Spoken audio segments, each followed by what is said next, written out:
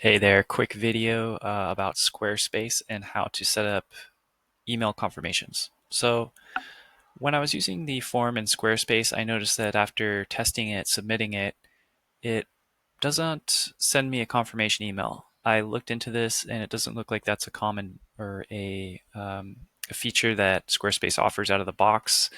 Maybe it does for, higher um, package priced like commercial pardon me, like e-com kind of packages in Squarespace. Like maybe they have it there, but in the business package, I did not find it.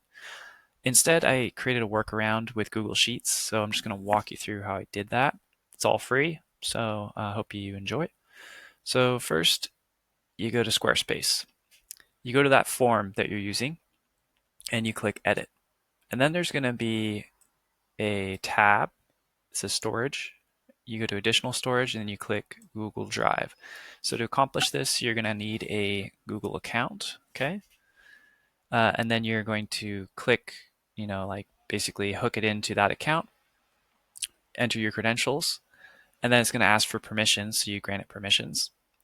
And then last of all, Squarespace is going to say, okay, I need you to write in the name of the spreadsheet. So what's going to happen is when someone submits a form submission, that data is going to populate a row in the spreadsheet. So you just need to create that name for the spreadsheet. So you call it this, you save it, and then Squarespace creates it in your Google account. Okay. Next, what you want to do is go back to the form on the live site of Squarespace, fill it out, click submit, just to get a row in, just so you make sure it's working. Okay. Now you're going to head over to your Google Sheet, that same one here. Right. Go into the app scripts section. It's like a little top area. You just click app scripts, and then you'll go to the editor, and you're going to pop this code in. Okay. Uh, One thing to note, you'll probably want to update this stuff because this is like the email message people receive. So it's like best wishes. You can also change what's said here. You don't have to stick with this. So owner name, replace that with your own. You can get rid of that if you don't want that.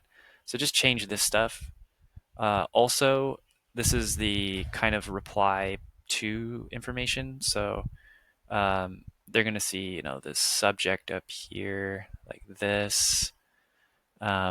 But yeah, the reply to. So if somebody receives this confirmation email and they want to reply back, then this is where you'd fill in that email. And that's about it. Pretty straightforward. It's just very basic. So you pop that script in, and it's probably going to give you a little bit of trouble. It's going to ask you like authenticate it, and it's like, oh, you don't have the right authorization.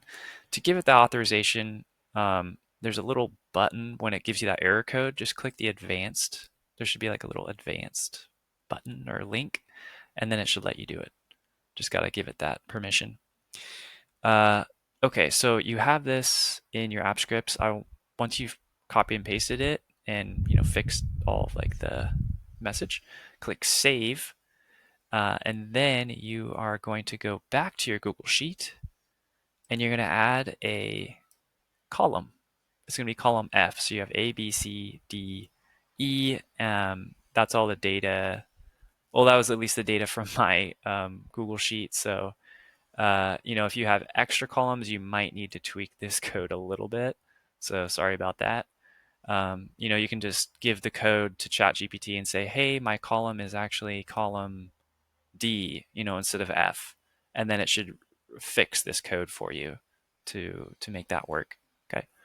But anyways, if you just happen to have like the last column, ends at E, then you're set. Then you just create another column F, and then at the top, you just write confirmation sent, exactly like that.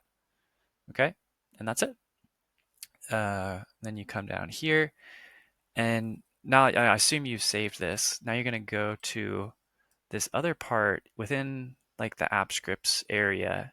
There's a left sidebar, and you're going to click triggers.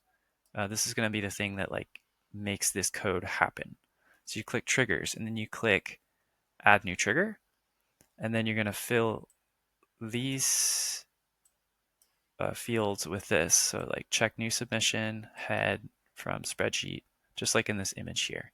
Okay, click save, and then fill out the form on the live end and on the front end and see if it works.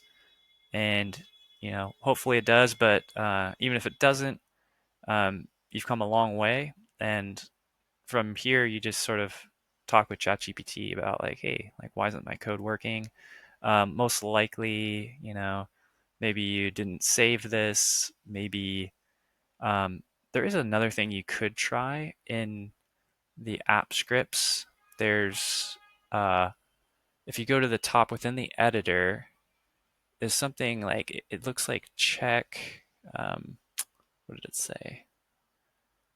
There's like a little drop box, and it should say like check new submission, and also like create new trigger.